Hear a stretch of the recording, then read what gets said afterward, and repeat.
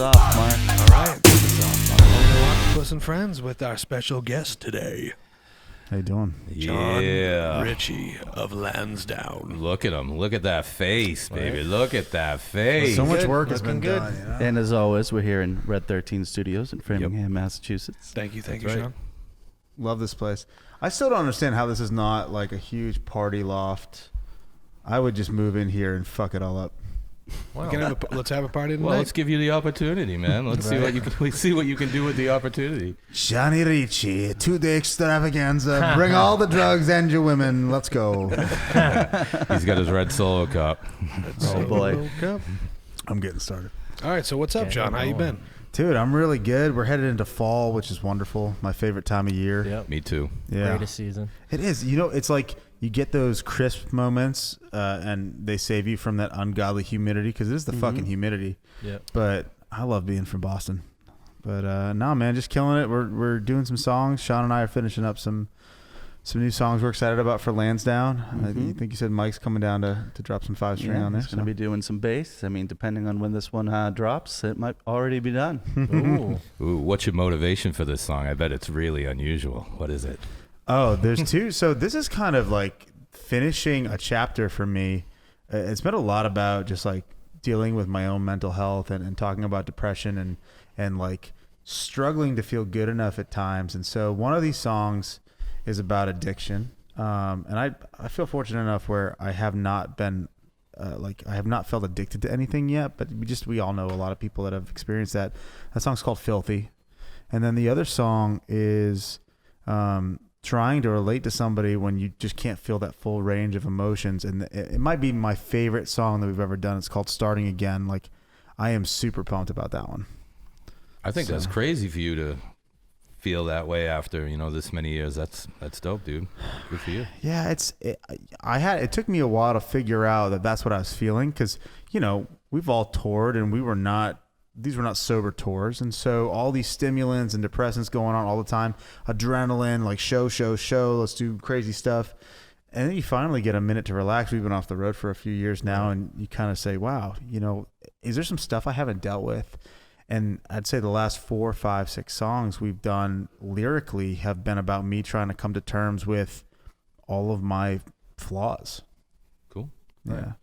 And the verdict is I'm still pretty fucking flawed. We fixed nothing. Anyone that starts the sentence with, I'm not really addicted to anything. Yeah. Good liar. No, but it's true. Like, I think you can feel addicted to things. And the thing that we got close to, because we've all done a pretty good job of keeping each other in check, but there was a point on touring where things just got boring and you were doing stuff just to push it. So it would start with a solo cup. And then maybe you'd share a bottle on stage, and then it was your own bottle on stage. And like we were all able to come home and just put it down, but there was nothing else to do. Right. Well, when yeah. you're on the road, you're playing a bar every night. And Well, honestly, you guys are a little bit more intelligent than your average rock band, and I'm not even trying to blow you up. You guys just aren't all that fucked up. Well, yeah, Wild. but when you coming off those when it got real, real the coming off the real fun tours, it definitely took like a week of rehabilitation of like the day after that you got home from tour, like. Yeah, you're out for a couple just days. But yeah, you just have to remember, like, why do I feel like so shitty and depressed? It's like, because I'm like experiencing maximum alcohol withdrawal, right? Yeah, and it's not lack a good of sleep, all of it, and like the highs from performing Yeah. every night. Yeah. That's the big thing that we all. That's the drug. I mean, that's the addiction. Best sex you'll ever have. Literally, it's pretty awesome. you can't disregard that as being an addiction. You getting on stage every night and getting that feeling and that energy from the crowd. Yeah, and, Well, and I'm sure it's hitting like receptors in your brain that are just like 100%. the thing that are like the addiction center. Yeah. dopamine's just popping off. Yeah. And so when you like start not having that every night, I'm sure it feels just like and I think we know it feels just like a withdrawal does. You know what I mean? You don't have that stimulant. And to Mark's point, you go back to being like regular guy. Yeah. You're like, I'm gonna go buy some groceries. Yeah, exactly. Like your regular Sharpie guys on. Yeah, suck. you're just like, Signing all these people's autographs to like go and You work sign in in your regular tits job. one day, Yeah. and then you sign in a check to at a grocery store for chicken. Albert, the cashier, does not give two fucks about you. No. Get out of his line. Yeah, you're looking around for dinner like, where's catering? Yeah. Oh, I have to make it myself today. Your life is just not as epic. Yeah. you So know? yeah, man. I mean, it makes total sense that we, I think collectively and separately, go through all these moments where we're like, damn, I don't really feel that great. And are you like to the point of like, am I gaslighting myself? Am I convincing myself there's something wrong with me? I don't know. But we're all really fortunate where we have this outlet. So many people are not as fortunate to be able to express themselves or know what to do to kind of have that cathartic release. And I'm excited that we're still able to play music. Well, yeah, and I think kind of, just for people that might be upcoming or just thinking about starting a band, or I guess kind of take us back to, you and I at Olin, actually, at Olin College with Steve going to do those practices. I remember taking the Green Line over to getting picked up. I think you were 11. Yeah. We pulled with Shaun, a beard. Oh, dude. With a beard. I think we pulled you out of Berkeley freshman year. You were 17. You were still wearing like 00 pants, and your faux hawk was longer than Josh's dick or something. I don't know what was going on, but like, yeah, man, we've been at it for a minute for sure. Yeah, so I think just going back to like the beginning and kind of talking about that, just for steps that were smart of us to take, and the steps that maybe it's like, oh, well, don't do that because that was a bad idea. For just anyone that might be thinking about starting up or wanting to start a band, or even having a band together already that they're thinking about, like what are the right steps to take? Well, the biggest one for us, and you tried to caution us, you were the most reasonable one. Glenn and I tried to kill us constantly. And we tried to tour so heavily right out the gate, like constant nationwide touring. It cost us a ton of money, and then we couldn't get back to a lot of those markets. So I think that's, if I were to say, hey, young Lansdowne, pick 3 markets, make them 2, 3, 4 hours apart, right, and just keep hitting them until you can really draw, say, 100 people or more in that market. That's when I think 100 is a pretty good litmus for your mom and dad are not coming to the shows anymore. You don't recognize that person in the crowd. Yeah, the 100 people that actually care, that pay attention. Yeah. And this generation has I think, not necessarily an advantage because you have so much more to compete with, but there is not this. I don't think you have to tour to get bigger now. Right. No. Yeah, no, there's a lot of more opportunity. I mean, we had some of that coming up with MySpace and everything was kind of just on the brink, but now it's like an explosion of opportunity that you don't have to leave your couch. Well, now you become a YouTuber and then you become an artist. Well, the thing is, you used to go and build the demand out on the road, and now you have to build the demand online to build the demand for the road. Right. But I think, speaking to your point, the kind of same mindset can apply where even online, you can pick 3 markets to focus on that you can really build that up and use that as a proof of concept. Like, here I am, I did this, I got, you know what I mean? Because to build yourself all over the world, that's a giant, that's a giant place. Amazing point. I honestly didn't even think about that. Yeah, and a giant expense where your main goal is still right now to make those first.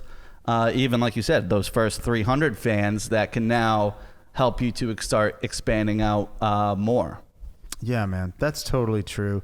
I think one other thing that I would think about is don't be shy about putting out shitty music, because when you start, it's probably going to be pretty shitty. Right. Don't be a perfectionist. Yeah, these people that, so some of the people that I meet, they're like, oh, I don't know if it's good enough to put out yet. Like, well, how are you ever going to know?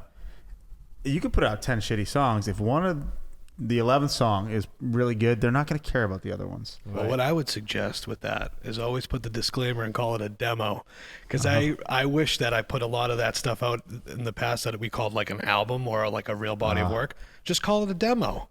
Okay. Get it out there, get the feedback, and then you're like, all right, this one's going to make the actual record. Right. Yeah, that's a good point. At least you can fall back on, that was just a demo, though. Yeah. But you get the feedback. You still get the same reaction. True. Yeah, I like that. See, this is why I only sing the songs. I don't do any of the... I've noticed that about Jon. I've noticed. Why does he only arrive when everything's done? I don't know. Fuck you. Yeah. Works the same way when he's when they're unloading Yeah. the venue. So I am very lucky because Josh Waterman happens to be the kindest, most wonderful bandmate you'll ever ask for. Definitely. I mean, I like you too, Sean. But I mean, this motherfucker packs the trailer. He likes doing this stuff. He checks all my stuff. Even when he's not in the Yeah, band. he does the band too. Grab He's the him. man. We took him. Yeah. So I think it's something that I would almost insist that we do at some point, whether it's this whole team or just me and you, Sean, is I want to do it when John tried to break up the band series, because we got to the point where we had a group of guys that we truly love and care about. There were years where, like, whether some of us were not ready to be at the level we were at, or like we were younger or whatever, I was just a huge douchebag. Like, we didn't always get Common along. theme. Yeah. What is that about the singers? And the lead And guitar player. players.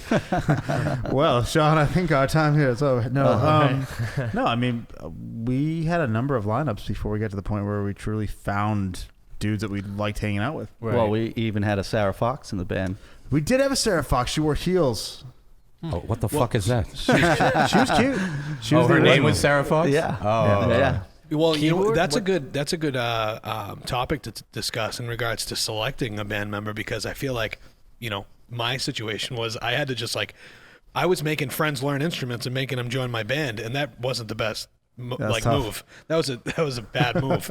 Wasted a lot of time, you know. And I think, you know, now I guess in today's world it's a lot easier to find musicians, but back in the day it was like, how do you find someone that was talented that liked the same music? Craigslist and hope they're not crazy. Yeah, No, but back in the junkie day, music. you'd be at the mall back in the day, you'd be like, oh, that dude looks cool. You'd be like, hey, what's up? yeah, because he's got a T-shirt on. He's wearing a fucking band shirt that you like. Yeah, you know? exactly. Yeah. That's how you did it way back. Yeah, how people dress. do you play guitar, man? Right. Do you remember the guy? We had a guy show up to a rhythm guitar audition without a guitar. Nice. Yeah. Hey, thought Oh, you guys want to had hear a one good for one? him. Yes, I got a that's good what he one. said. He's like, oh, I thought This you is had a one. good I'm like, one. what the fuck? Back in the day, you'd have to post in like the New England Informer or some bullshit, right? So this kid, you know, if you like certain bands like Pantera or Skid Row or whatever back in that rock shit, it meant you probably had long hair and you like noise.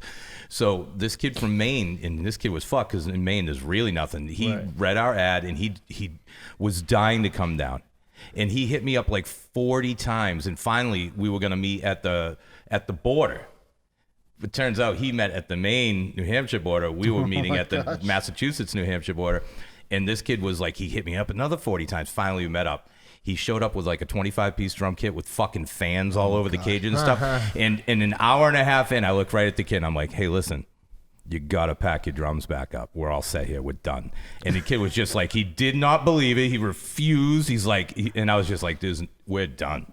And then he legit another hour and a half of packing his drums up in his fucking blankets and all this stuff, and drove back to Maine. And it was that's how you had to do it back then, dude. You had to. What is that shit called? It's the big ass rack that you put everything on. Yeah, the drum cage. Yeah, if you have that, you can go fuck yourself. I'm with you. I have one of those that's in pieces. Yeah. It Well, sucks. yeah, you don't use it that No. way. Strip Well, that Glenn thing down. sucks. Glenn didn't even have a ton of stuff. Yeah, Like, yeah. we don't need all that. There was that kid too that came and like immediately was like, so how much am I getting paid? And like, I need this. And it's like, no, you're joining a band. We actually go broke for a long time. What we should have done was be like, you know what? Thank you for asking, because we have all been thinking about this today. Why don't you send your rider over? We'll make sure that you're taken care of. You'll hear from us really soon. Just keep waiting, dude. You know what? It's actually going to cost you money to join this band. What do you got in your wallet right now? Yeah. Initiation. Jump them in. Yeah, give me the fucking Registration wallet. fee. But people don't Run this fool's pockets. I think we're learning this about the events industry in general now. People are finally figuring out like how much this is not a fucking magic show. Like, this is really hard. So you see bands get up on stage, you see this whole production happen, and people go and they're like, yeah, of course. It just fucking Magic. you just show up and you just want to play, right? Fuck no, man. Right. This is hard stuff. So like, I don't know. This post-pandemic world is showing everybody that things are a little bit more difficult than they appeared before. Yeah, and hopefully they, you know, with the I guess the lack of turnout at live shows, you know, with kind of pulling this away from people, now we're going to start seeing people when it does open back up. I think it's going to explode. People are going I to. hope so, It's yeah. like you have to take away something for them to really understand what they're missing, you know. And now I think that they do, and now maybe they'll be a little more appreciative and and maybe we'll start seeing. I doubt it. I'm just picturing you with your little, I guess with it your little depends on boy right that. now. You want to fucking eat today? No. You're gonna want it more tomorrow, though. No. Yeah. No, it's Yeah. totally true though. Like we're all spoiled as shit. Right. We're Fact. all. Hey, Mark's like, I'm a good dad. Stop saying that shit. I'm a good. Max, don't listen to I him. did my best. No, it's definitely true. And I the question is, how long will it last? Will it be a 6-month nostalgia spree and then people will go back to being shitty? Yes. Probably. Yeah. I hope so. No, I don't. I Sick don't of mean to this be shit. negative twat, but that's. No, he's dude, talking about when it opens back up. How long Yeah. will they give a shit about live music? Yeah. Or will it Yeah. all of a sudden go back to? No, our memories I mean- are always very short as humans. Yeah, they really are. Yeah. That's not necessarily good. Yeah. Resiliency is awesome, but then like that also leads into why we used to do all the stuff we did on tours. Like, wow, day and a half later, I know I swore all of this off last night, and I said I'll never do it all again. But do you have any left? Do you have any left? Yeah. Alcohols, he means. Yeah. You got any Pass alcohol? the bottle. The answer is always get more. Yeah. You never Well- want to be the guy that's like. Well, "Oh, we've I been didn't on get some pretty crazy tours. What do you think your favorite time on the road was? Tell you what, my not favorite time on the road was That's a when good one too. Yeah. We were at Comcast Theater with Creed, I was there. and this motherfucker took his shirt off as the pyro hit. And I needed. Ooh, sorry. See, I'm even that's okay. assaulting Johnny over here all because good. it's so traumatic. Just avert my eyes, man. Yeah. So Scott Stapp's nipples and fire together were not my Could he favorite. take you higher though? Could he? I wanted not to go. No, I was out. That was a good trying to show. get low. That was a Yeah, good show. you Yeah, guys it was were all, awesome. you It was guys were all with us. We were the road crew. We came in off of that. yeah, it was I fun. remember Andy driving in the breakdown lane with the van trying to get us Yes. there because we were so late. So late. Oh yeah, we ripped through that. We didn't. Yeah. He didn't. Give No, a it was fuck. good. And Tremonti No. was super kind about it. His whole band was kind. Well, but- yeah, I remember like I think it was me and Andy were like in like Creed's like area, and Yeah. he's like, "What are you guys doing here? Get the fuck out of here!" Nah, they were good dudes. But I think my favorite thing was being overseas when we went over with the Air Force, Armed Forces Entertainment. We did Kyrgyzstan. We did 5 Afghani dates. Afghanistan, man. We fucking covered the country. in wartime Crazy. over 2000 the 2007 holidays. Right. Yes. I remember there was one base. It was Kandahar. Kandahar. And there was, he's like, yeah, we just had a rocket attack like 2 days ago, but it's all good. Like everyone's fine. Unfazed. Was it the Grizz that wasn't allowed to go? Oh no, Josh went. Corey, our rhythm guitar player at the time, his parents told him like, no way, you're not. He wasn't you're not allowed to go. You're not going to Afghanistan Hey, during guys, Christmas. my Mr. and parents Mrs. won't let me Deschanel. go. That's so terrible too, because like we felt, and it wasn't Corey's fault. Corey wanted to go, but like we felt humbled for being there, obviously. But like, what a fucking experience! There were a couple of bases. Woke up in Jalalabad. Look across the street that again. there. Jalalabad. That's a dangerous place, man. Jalalabad. Well, yeah, I remember it's like that was like geared up to like be like, you know, we were staying in like little cabins or whatever, you know what I mean? I mean, it wasn't like we weren't staying at like the Hilton. No. But, you know, it was probably better accommodations than a lot of the troops were staying in. And then we got to Jalalabad and we get to like our tent and there's just like the like literal like troop cots. Right. They're like, so yeah, here's your tent. And we're like, oh man, we were kind of like liked our little cabin beds, but okay, well, we'll rough it out. And we end up Yes. hanging out. Like I remember after we played, Magic Man. one of the guys who was with the Afghani troops that were like partnered, because there was a lot of Afghani troops that were partnered with the you know, the U.S., British, Right. and Canadian forces that were there. And he's like, "You want to come hang out on the other side of the base?" And I'm like, kind of, but I don't know. And We've gone this far. And then, yeah, I don't know how much we're allowed to talk about. From over The there. next day you guys all had mohawk shaved into your heads, and we were shooting machine guns with the Afghani police or army. I don't know which Yeah, one. well, no, it was the special forces unit that he was one of the Afghani soldiers that was on it. But these guys were all GI Joes. No, like, these motherfuckers were like, sure, here's a no, fuck it, here's the fully automatic weapon. yeah. You just Well, I remember like it was my first time ever shooting a gun, and it was just, I don't know what it was, giant machine gun or whatever. And he's like, "Do you want ear protection?" And I'm like, Damn, I missed that. He just spit out his drink. Because this motherfucker couldn't hear for days. You said no. Look at the You said no. And I was like, well, I listened to I'm the Glenn only one that said Snyder. yes. Like, how could it be? How much? Well, yeah, I went first, so everyone was like, all right, ear protection, ear protection. Sean's like, I'm not a pussy. Yeah. And they're like, yeah, no, you're fine. You don't need it. Like, they're like, oh, this is going to be great. Dude, I pulled the trigger on this thing and my whole entire world went white, like, for forever. And I was like, okay, all right, give me the ear protection. Yeah, right. I've been there. I know exactly what you're talking about. But yeah, these guys were like literal G.I. Joes, literally like the most jacked, biggest dudes I've ever seen. I was like, are you even real? I thought you guys were all fake. One of them could levitate. Yeah. You came to see us in North Carolina. No, Hampton. Wait, what? Levitate? Yeah, one of the guys. They called him the Magic Man. Yeah. He, like, I'm gonna wipe this up. He Chris Angel over yeah, there? he would do like these tricks. Motherfucker was Chris Angel. He's for like, sure. He's like, is this your card? Is this your card? Go open that book over there on the shelf. And it's like, fuck you, Wait, man. That's the why card. you call him Magic Man? Yeah, he did literal magic he tricks. He came off the ground. I don't know how he did it, but it looked like he I know levitated. that like a trick. full couple I don't know. inches. I can't do it as well, but I. You know what? We were wasted, and it looked really good to us. That's awesome. Yeah, no. So that trip was really good. I think I still remember our very first sellout. I think it was the Middle East. Well, the first one was the All Asia Cafe. Baby. 60, 70, 80 people? Yeah. like And then that. we did Bill's Bar a couple times. I loved Bill's Bar. Bill's Bar was fun. I wish I Bill played there a stayed lot. the way that was. That was a great New York style bar. Man, Lionel. That was my band's. Oh, Lionel, what a piece of work. But anyways, that place. Don't get Jim started That on place that. was like my band's spot. Like that's probably a place we sold out the most. That was like kind of the spot. Yeah, but the thing about that place is when you sold it out, you weren't making money, and that's Yeah. when I told everyone to go fuck off, and that's when we stopped playing there. We made because a we were lot of selling money it there. out, and we weren't we making made any a lot money. of money there too. We weren't making any, and I said, I'm done here. Well, this is pre Lionel. made Like some money. Well, we you're stopped the free lineup? playing Well, there. Lionel was the Cut end out of the all middleman. that. The guy was Lionel was no good. I had to call him at 4 a.m. once and threaten him that all the other bands were coming to his Just to house be fair, kick he was his really ass. good to me. No, just to be fair, I don't even know who I'm talking about. This is all hypothetical, but But his name was. yeah, but his name was I don't know, Lionel. I guess it sounds the same back and front. Okay. No, for real. Oh, boy.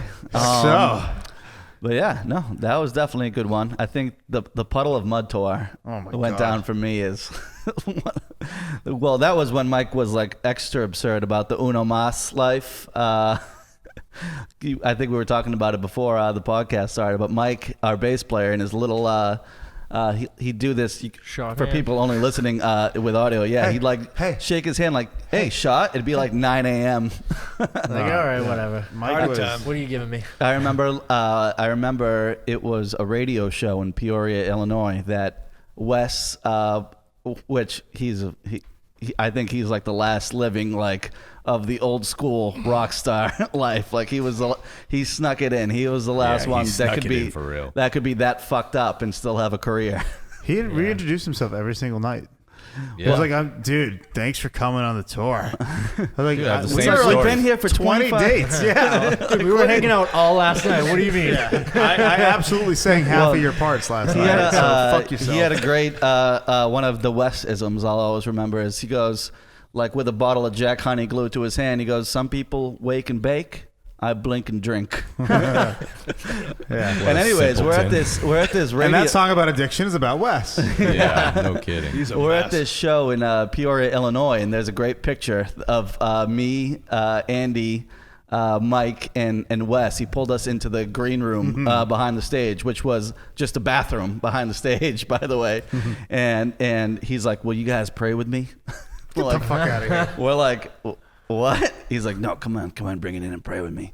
And he's like, "Dear Lord, give Is me he the trolling you? He's like, He had found the Lord the night give me before the or something, strength right? to go out there and rock Yes. these motherfuckers and melt the faces of all the people." And then he passed out 2 songs in. Good job. Yeah. Thank the Lord. Yeah. The No, good times. I am mostly thankful because, I mean, we all have been together for a while. Everyone's pretty healthy. Everyone's got families or work that they're married to, and Shaun has illegitimate children all over the country. So this is a true story. On Father's Day every year, we make sure to wish Shaun a happy Father's Day. because we know it's possible. So if you're listening out there and you need child support, We do the same thing with Derek. You ever met We Shaun? do the same thing with Derek. Yeah. Literally. Yeah, but there's if COVID can swab, we can too. Let's go. So anybody out there that is looking for child support from Shaun or Derek of Prospect Yeah. Hill, Oh, we have boy. a hotline for We you. can get you at least $7 a month. Oh, that's awful. well, speaking of which, so we all kind of took a second to take a beat and come off the road and work on things. Obviously, I joined up with Mark, Johnny, and Jim, and got we got Red 13 Studios working together. But also, you've been working on a bunch of stuff, kind of in the music sphere still as well, but more in the tech space. Yeah, man. Tell us about it. Yeah, Well, tell us a little bit about that. I also want to say I love Red 13, and I don't have to say that, but I will say I think you guys have done an amazing job. I saw this space when you all got here, and if anybody has an opportunity, if you're into music or just creating in general, you need to come down here, book something. It is fucking awesome. You should throw parties here all the time. Right. But we came off the road, and I mean, we had been doing music full time for a decade at that point, and I had a business degree, and I was trying to figure out how to leverage both. And I saw that, when you're going to put a show together and you're talking to people about putting a tour together, it was really not very organized. So built this software called Pre-Chorus, and I partnered with Live Nation to build it. And basically what it became was like a Slack meets Asana for the events industry. And it's been going well. We are certainly chilling right now because I think half of Live Nation staff's on furlough still. So I hope those dudes, some of the nicest motherfuckers, production managers are great people, and I hope they get back to work really soon. But a lot of great technology has come out of COVID. A lot of bad's happened for sure. I don't want to minimize that, but great technologies like you've got like Hopin and Socio for conferences. You've got Mandolin and Fan Tracks for live concert streaming. So if anything, I think virtual is going to get a lot stronger because we're kind of battling this together. And I'm pretty excited to see what the next couple of years of music and entertainment technology looks like. Yeah, we were talking a little bit about how, we think it's going to be an explosion. So I think, there's going to be a lot of stuff that sticks, and then a lot of stuff that changes. And I think the live stream stuff is going to stick. Right. There's going to be elements to it that no matter what aren't going to, they're not going to go away. Yeah, because it doesn't take away from the in-person experience. Just because an addition. Yeah, Right. if you can get there, you know what I mean? That in-person experience is still there for you. But you might want to watch your favorite band in a different There you go. a different scenario. You want to watch them at Red Rocks live? Yeah, and it's you even- can't get to Red Rocks? It's even like, Jimmy Kimmel and stuff. They have that stuff, the live. It's cool. People love watching that on TV, That's Yeah. true You're when they there. do the performances outside. Yeah, Yeah. exactly. Look That's what yeah. Post Malone did with Travis Barker and Oh, yeah, doing all the the Nirvana Nirvana shit. stuff. Like, Yeah, that's he raised a lot of money doing that for Yeah. really. I Right. know about it, some stuff only because my son plays Fortnite incessantly. The Oh, Travis nice. The Barker Fortnite stuff. concerts Yeah. that they put out. So now you're getting almost augmented. I know it's not. All you tech fucks out there, shut up. Not augmented reality, but some stuff inside of some stuff. We're all gonna be Ready Player One someday. Right? Yeah, But no, like it's coming. I'm a big Paramore fan. I will definitely buy into the next 10, 15 Paramore shows, and I don't have to travel for that. I Yeah. can experience it just about the way I would. VR. I'm in. yeah. Live Mhm. shows. Yeah. That's, I can't wait to be able to do it VR, dude. that'll be cool. Yeah, That's yeah. gonna be sick. Yeah. Definitely.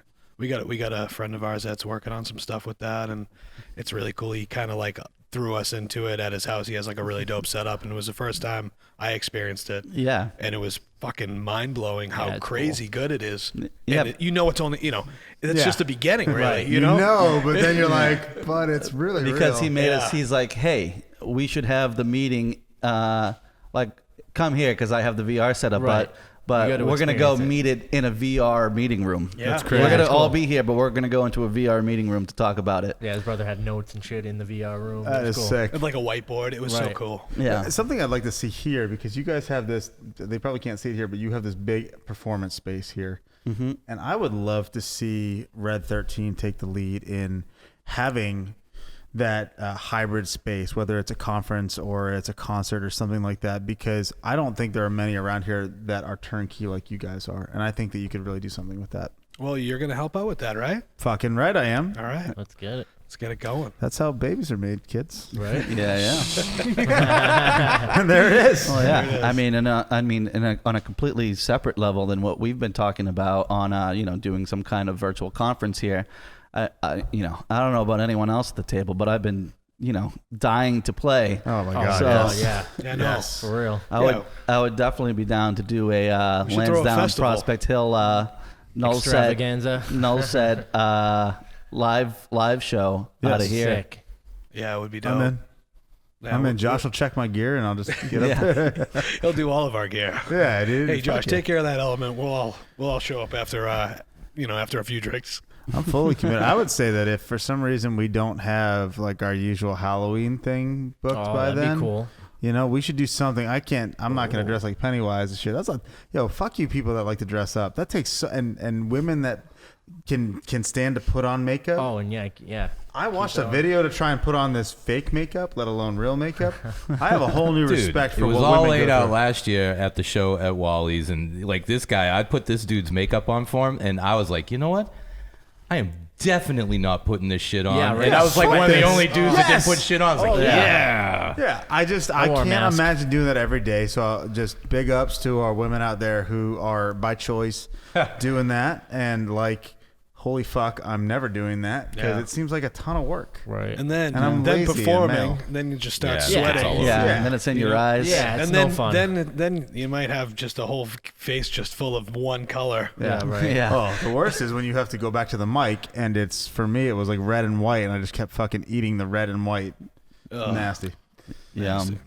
But yeah, Halloween show. We'll do something here. I know that I was talking to Al at Wally's about doing something. They want to do it, so I think we should. we could still I mean, do it. Yeah, well, probably do it it seems outside. like I don't know what the tolerance is, but it seems like New Hampshire is pretty much kind of opening up and letting things kind of just happen. guess Dude, no that's because live north of entertainment New Hampshire and Maine are not really New England. It's more like Alabama, Arkansas, Louisiana, Yeah.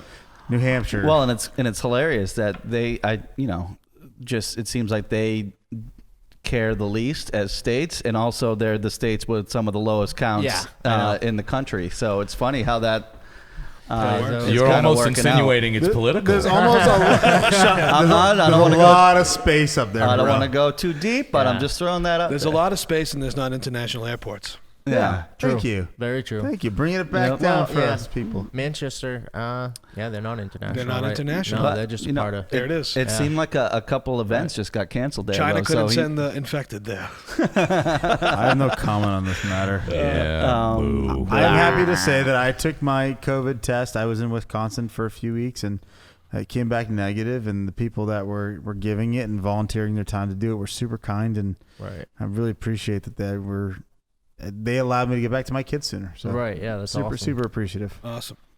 Yep. Well, it seemed like I just saw a couple events there got canceled, so he might be very inspired to have the thing go down. No, he does. Paul's going to come. He's handling all of the live events now. Paul, who was the tour manager for Badfish, Okay. Roots of Creation. Yeah, Roots of He's now Creation, yeah. handling all the events there. Good dude, great guy. Yeah, he's awesome. He's going to be coming up here this week this week or next week to discuss the show. So Nice. I'll have information. Dude, I'm ready to play a Pizza Hut at this point. Like, real, I don't right? fucking care. Well, yeah, the fact that we can't right now makes us want it even more. I know. You know? Didn't the Foo Fighters do that? Like a Play couple a years Pizza ago? Hut? Yeah, Play or a something Pizza like Hut? that. It was did. it was think like they did, yeah. a restaurant or something. They put on some crazy show for everyone. Do you remember when we had Badass. no money for food on tour and we used to pretend to be other bands? So that okay, so true Oh, story. I got a story. Yes. Oh boy. So when I met my wife, this was about that time. We didn't have money for heating oil. That's how poor this band was. And we went on tour, and the only way we could eat was we looked up all the bands that were sponsored by Denny's, and we just went to different Denny's and we told them that we were these bands. That's Well, yeah, fucking because epic. Denny's had a program Right. that was like feed the beat or whatever, or Yeah, that was yeah, Taco that was Bell. Taco No, Bell. Taco But Bell. it was, Yeah, Well, we had that was it it. was But feed y'all the were actually band. part of that. We didn't have any good But yeah, endorsements. it was feed the bands or whatever like Right. that. So there were specific bands, and we would always go into these Denny's, and they were always so confused that they would just let it happen. And one time we just like actually played acoustic in the Denny's, and everybody loved it. And then I remember remember our manager got Filter Magazine. got an email from Filter Magazine who was sponsoring the whole thing, and it was like, why is your band going around to Denny's and lying about being part of the program? Because we're fucking hungry, dude. Why else? All right, so I got this one. This one's pretty fun. Back in the day, we opened up for Ronnie James Dio and Dawkins, and That's a hell of a bill, dude. it was kind of weird. But during the drum solo of Dawkins, dude, or guitar solo, whatever, me and my other guitar player snuck into their dressing room. And there was food everywhere, and we were so, just like you said, so broke, and we were scrounging to get like a free 3 beers. We went in there and started eating like lunatics. This because it was the middle of the show, and we figured they're definitely not coming in.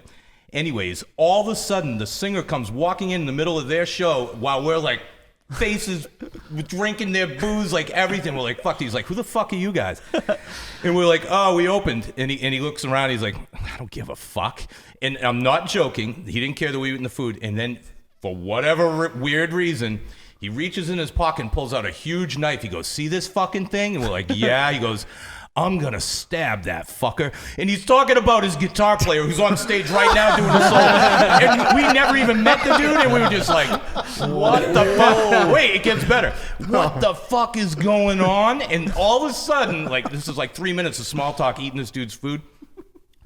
Small talk. The middle of the, with a knife out. This is the middle of the fucking show. All of a sudden, the guitar player comes walking in, and we're like, oh no. And he looks at us, he's like, who the fuck are you guys? He was more serious. And the singer looks at him, and he just shakes his head, and he walks out, and the guitar player's like, fuck him. And we're just like, we're in the opening band. So fucking funny. That's awesome. Well, speaking on that note, I remember one of our first shows we played was it Sunday River or Loon with Sunday River with Blessed Union of Souls. Holy shit. And I remember, we were just still local. We weren't touring or anything like that. And I remember we were watching the singer of Blessed Union of Souls after the show, like pack up a bunch of the food. And we were like, oh man, times must be tough. He's packing up the food.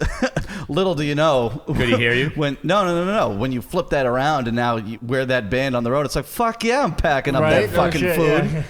Yeah. Well, you know what? I'll tell you a good story that is similar to all of those. When we got invited down to go hang out with El Nino in Connecticut, and we went and watched them play, and then they invited us on the bus, and we're hanging out, and we start drinking with them, and we got shit-faced. Like, we started drinking Jaeger, and you know how that goes. Like, we were drunk. Derek's on there, Edgar and I. It was the three of us, and we're just belligerent, acting like assholes, probably making everyone uncomfortable on the bus.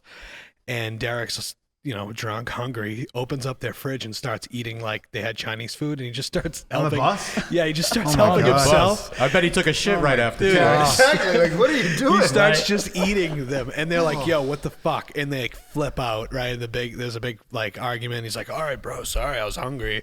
It was really funny, and then they're like, "Are you guys gonna get the fuck off the bus?" So then they kick us out, and the next day we're like, oh man, we felt like assholes. Like, oh, we just ate, well, Derek ate their food, so I felt bad. I'm like, for the band. So I ended up finding out where they were in Baltimore, and I found a pizza place next door, and I called the pizza place, ordered X amount of pizzas, then called the tour manager and said, hey, I paid for 10, 15 pizzas from Prospect Hill. Sorry, we ate your food. Here's pizzas, and we sent them pizzas. You had to do that. Yeah, You had right. to, yeah. Thank God, Mark's cleaning up all of Dr. D's shit. Literally. Oh, yes. Oh boy. And I think that's about enough time we have. All the time we have. For We'll today. be back next time when we talk about all of Shaun's proclivities in a van. Oh boy. And we'll bring Glenn in to talk about his in pools. Yeah. Oh yeah. Well then, that might be stories for another day. Thanks for having me, guys. This is fucking fun. Let's do it again. Right? Definitely. Oh, There's way yeah, more for sure. stories. Oh, there's to so many share. stories. It's fun. Tour stories.